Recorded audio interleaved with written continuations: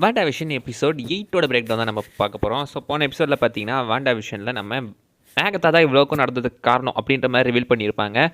வாண்டா ஆகத்தா எதுக்காக இதெல்லாம் பண்ணால் அடுத்து என்ன நடந்துச்சுன்றத இந்த எபிசோடில் காட்டியிருப்பாங்க. ஃபினாலே நோக்கி போயிட்டு இருக்கு.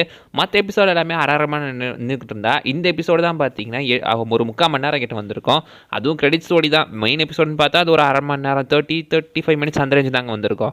8 and 9 எபிசோட்ஸ் மட்டும் பார்த்தீங்கன்னா ஒரு 45 மினிட்ஸ் கிட்ட இருக்குது. அண்ட் இந்த 2 எபிசோடில் தான் ப்ளீஸ் ஸ்டாண்ட் பை பைன்ற வார்த்தையே போடலை. ஒரு வழியாக போட மாட்டாங்களே, அது சந்தோஷம்.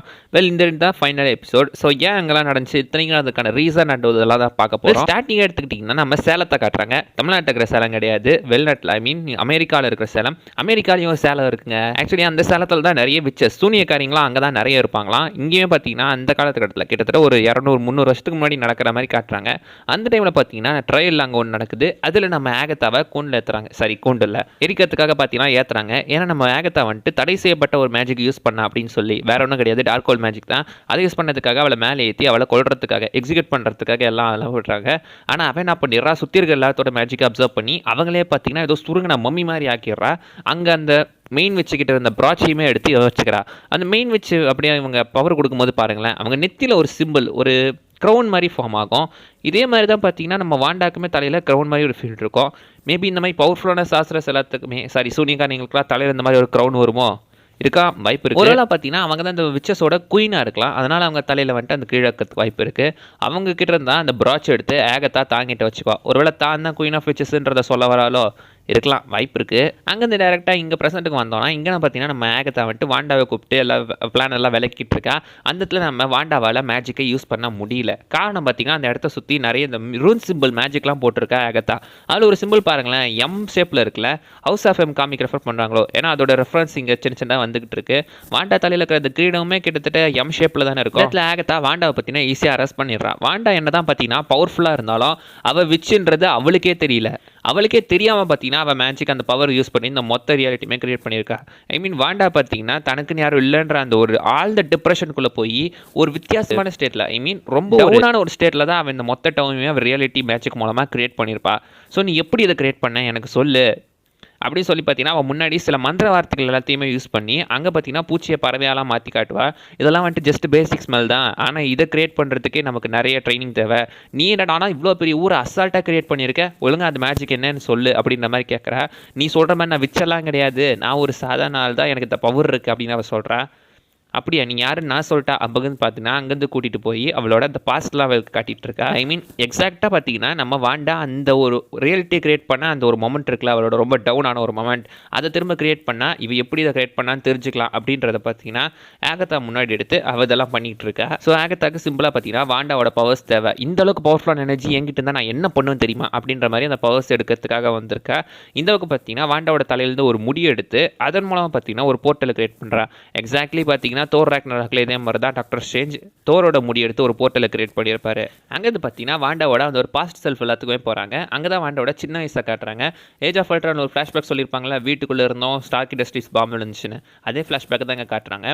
வாண்டாவோட அப்பா பார்த்தீங்கன்னா ஆக்சுவலி இந்த சிடி விற்கிற கடைக்காரராக இருக்காரு.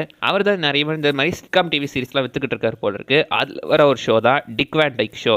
ஸோ நம்ம ஃபஸ்ட் எபிசோட் பிரேக் டவுன்லேயே சொல்லியிருந்தோம் அந்த ஷோ அப்படியே டிக் வேன் டைக் ஷோவை இன்ஸ்பயர் பண்ணி தான் வச்சிருக்காங்க அப்படின்னு சொல்லிட்டு. எக்ஸாக்ட்லி அதே தான் பார்த்தீங்கன்னா இங்கேயுமே வச்சிருக்காங்க. டிக் வேன் டைக் ஷோவை பேஸ் பண்ணி பார்த்தீங்கன்னா அவன் மூலையிலேருந்து ஃபஸ்ட் எபிசோட் அந்த ஒரு ரியாலிட்டியை கிரியேட் பண்ணியிருக்கா. அண்ட் அந்த ஸ்டார்க்கு பாம்பு பார்த்தீங்கன்னா முதல்ல ஒன்று விழுந்து வீடு வெடிச்சு அவங்க அப்பா அம்மா 2 பேர் இறந்துறாங்க. வாண்டாவும் பியேட்ரோவும் கட்டில் கடியில் மறைஞ்சிக்கிறாங்க. வெளியே இருக்கிற ஒரு பாம்பு பார்த்தீங்கன்னா உள்ளே விழுந்து கிட்டத்தட்ட வெடிக்க போகிற சுச்சுவேஷனுக்கு வரும்போது வாண்டா பார்த்தீங்கன்னா அவன் மேஜிக் யூஸ் பண்ணி அதை தடுத்துட்டான மாதிரி சொல்லுவாங்க.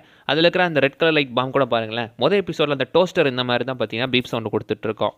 எக்ஸாக்ட்லி அதே மாதிரி இதையுமே வாண்டா பார்த்தீங்கன்னா தன்னோட பவர் யூஸ் பண்ணி தான் நின்றுட்டு இருந்தால் ஆகத்தா சொல்லுவா. ஸோ ஆல்ரெடி பார்த்தீங்கன்னா வாண்டாக்குள்ளே சின்ன வயசுலேருந்தே அந்த பவர் இருந்திருக்கு. அந்த பவரை தூண்டி விட்டு வெளியே கொண்டு வந்தது தான் அந்த மைண்ட் ஸ்டோன். ஏன்னா ஸ்ட்ரக்கர் இவ்வளோ மாதிரி நிறைய பேரை வச்சு பார்த்தீங்கன்னா எக்ஸ்பிளைன் பண்ணிட்டு இருந்திருக்கா. அந்த டைமில் பார்த்தீங்கன்னா நிறைய பேர் செத்துட்டாங்க, இப்போதைக்கு அவங்க மட்டும் தான் உயிரோடு இருக்காங்க அப்படின்னு சொல்லி பார்த்தீங்கன்னா கடைசியாக நம்ம வாண்டாவை கூட்டு வந்திருப்பான். வாண்டா அந்த ஸ்டோன் கிட்ட கொண்டு போகும்போது அவங்களுக்கே வந்து மெயின் அந்த ஹைட்ரா ஏஜென்ட்ஸ்க்கே தெரியாமல் அந்த இடத்துல பார்த்தீங்கன்னா மைண்ட் ஸ்டோன் வந்து அந்த மைண்ட் ஸ்டோன் இவளுக்கு எனர்ஜியை கொடுக்குற மாதிரி காட்டியிருப்பாங்க. அதுக்குள்ளேருந்து தான் பார்த்தீங்கன்னா நம்ம ஸ்கார்லெட் விட்ச் வர மாதிரி காட்டியிருந்திருப்பாங்க. இவளுக்குள்ள ஆல்ரெடி ஸ்கார்லெட் விட்ச் இருக்கு, அதை தூண்டி வர்ற மாதிரி காட்டுறாங்களா, இல்லை அந்த ஸ்கார்லெட் விட்ச்ன்றது இவளை சூஸ் பண்ணுற மாதிரி காட்டுறாங்களா, இது கொஞ்சம் குழப்பமாக தான் இருக்குது. ஏன்னா அந்த ஸ்கார்லெட் விட்சோட சில் அவுட்டாக அந்த இடத்துல பர்ஃபெக்டாக காட்டியிருக்காங்க. அப்போ ஸ்கார்லெட் விட்ச்ன்றது இவளுக்குள்ளே இருக்க பவர் கிடையாது, அது வந்துட்டு ஒரு தனி எனர்ஜி சோர்ஸ். லைக் இந்த ஃபீனிக்ஸ் ஃபோர்ஸ், எனிக்மா, இந்த கேப்டன் யூனிவர்ஸ் பவர், அந்த மாதிரி பார்த்தீங்கன்னா ஒரு தனி என்டிட்டி மாதிரி காட்டுறாங்களோ. இந்த எபிசோட் ரிலீஸ் ஆகும்போது அந்த மாதிரி தான் தியரிஸ் போயிட்டு இருந்துச்சு. பட் அதுக்கு பார்த்தீங்கன்னா டெக்னிக்கலாக இப்போ வரைக்கும் பதில் சொல்லலை. அதேமாதிரி மியூட்டன்ட்னும் எந்த இடத்துலையுமே அஃபிஷியலாக சொல்லவே இல்லை. அதனால் பார்த்தீங்கன்னா இப்போ வரைக்குமே அது ஒரு கன்ஃபியூஷன்லேயே தான் போயிட்டுருக்கு. ஏஜ் ஆஃப் அல்ட்ரானில் கூட இவங்க 2 பேருமே என்ஹான்ஸ் அப்படின்னு தான் சொல்லியிருப்பாங்க, மியூட்டன்ஸ் சொல்லியிருக்க மாட்டாங்க. அங்கேருந்து நேராக வாண்டா விஷன் கிட்ட போகுது. இது அவெஞ்சர்ஸ் காம்பவுண்டுக்குள்ளே நடக்கிறது தான். அந்த இடத்துல பார்த்தீங்கன்னா வாண்டா வழக்க போல் தாங்கி இருக்கிற கவலையை மறக்கிறதுக்காக நிறைய படம் பார்த்து வச்சிருக்கா. கூட பார்த்தீங்கன்னா விஷன் வந்து அவளுக்கு கூட பார்த்தீங்கன்னா கொஞ்சம் ஒரு எமோஷனல் சப்போர்ட்டாக அந்த இடத்துல பார்த்தீங்கன்னா 2 பேரும் உட்காந்துட்டு இருக்காங்க. அடுத்து அங்கேருந்து நேரம் இப்போ பார்த்தீங்கன்னா ஸ்வாடோட ஹெட் குவார்ட்டர்ஸ்க்கு போகுது. ஸ்வாட் ஹெட் குவார்ட்டர்ஸில் நம்ம விஷனை பிரித்து மேய்ஞ்சிருக்காங்க. ஸோ இந்த இடத்துலையுமே ஒரு சின்ன டவுட் இருக்குங்க. லைக் என்கேமில் இன்ஃபினிட்டி வாரில் தேனோஸ் மைண்ட் ஸ்டோனை விஷன் மண்டையிலேருந்து எடுத்ததுக்கு அப்புறம் விஷனோட பாடி அங்கேயே தான் போட்டு போனாப்புல. ஸோ விஷனோட பாடி அதுக்கப்புறம் எங்கே இருந்துச்சு, அதை யார் எடுத்து எங்கே ப்ரிசர்வ் பண்ணி வச்சிருந்தா? இத்தனைக்கு விஷனோட பாடி பார்த்தீங்கன்னா வைப்ரேனியமால் உண்டானது. ஸோ வக்காண்டா அவ்வளோ சீக்கிரம் வைப்ரேனியத்தெல்லாம் வெளியே கொடுக்க மாட்டாங்க.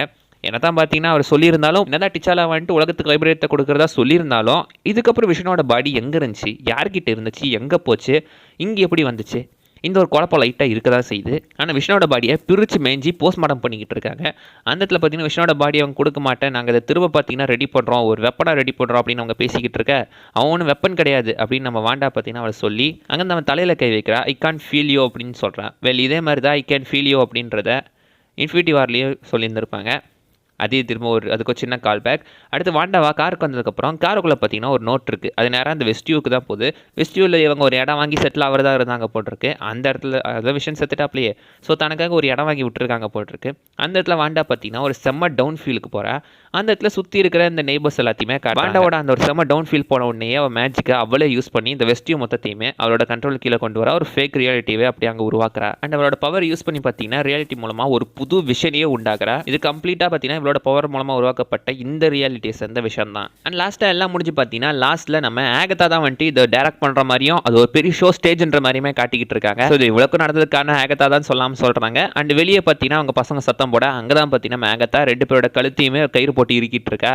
ஐ மீன் மேஜிக்கை வச்சு. அங்கே தான் பார்த்தீங்கன்னா அவளோட ட்ரெஸ்ஸை காட்டுறாங்க. ப்ளூ அண்ட் பர்பிள் கலரில் எக்ஸாக்ட் காமிக் அக்யூரேட் ட்ரெஸ்ஸு. அவளோட கை விரலாம் கூட பார்த்தீங்கன்னா பிளாக்காக இருக்குல்ல. ஸோ டார்க் கோல்ட் யூஸ் பண்ணுறவங்க விரலாம் இந்த மாதிரி தான் பிளாக் ஆகும். அதுக்கான ஒரு கண்டினியூட்டி. அண்ட் நீ தான் ஸ்கார்லெட் விட்ச் அப்படின்றத பார்த்தீங்கன்னா டெக்னிக்கலாக எம்சியூக்குள்ளே ஸ்கார்லெட் விட்ச்ன்ற வார்த்தை இங்கே தான் சொல்கிறாங்க. ஃபஸ்ட்டு இங்கே தான் சொல்லியிருக்காங்க. அண்ட் அந்த பக்கம் பார்த்தீங்கன்னா போஸ்ட் கிரெடிட்டில் நம்ம ப்ராஜெக்ட் கேட்டராக்ட் ஐ மீன் ஒயிட் விஷனை காட்டுறாங்க. ஸோ ஒயிட் விஷனுக்கு இது ஆரம்பத்தில் போன எபிசோடில் ப்ராஜெக்ட் கேட்டராக்ட்னு சொல்லியிருப்பாங்களே. கேட்டராக்ட் இருந்து வேறு ஒன்றும் கிடையாதுங்க. நம்ம கண்ணுக்கு முன்னாடி புற விழுந்திருக்கு அப்படின்னு சொல்லுவாங்கள்ல. ஸோ அதனால் நம்ம கண்ணுக்கு பார்த்தீங்கன்னா சில நேரம் எல்லாம் வெள்ளையாக தெரியும். அந்த கண்ணுக்கு முன்னாடி இருக்கிற அந்த ஒரு வெள்ளை ஃபார்ம் அதுக்கு ப்ராஜெக்ட் கேட்டராக்ட் அப்படின்றது தான் நம்ம ஒயிட் விஷனுக்கு இங்கே பேராக கொடுத்துருக்காங்க. இது அதே விஷயம் தான். டெக்னிக்கலாக பார்த்தீங்கன்னா ஒரு உடம்புலையுமே வைப்ரேனியம் இருக்குது. இவர் பவர் பண்ணுறதுக்காக ஸ்கார்லெட் விட்சோட அந்த ஒரு மேஜிக் எனர்ஜி தேவைப்பட்டிருக்கு. அந்த எனர்ஜியை வச்சு தான் பார்த்தீங்கன்னா இந்த ஒயிட் விஷனை திரும்ப உயிரோட கூட்டு வந்திருக்காங்க. எல்லாரும் தாங்க இந்த வீடியோவில் நான் சொல்ல வந்தது. நிறைய விஷயம் மிஸ் பண்ண கீழே கமெண்ட் பண்ணுங்கள். அடுத்த வீடியோவில் பார்க்குற வரைக்கும் பை பாய்.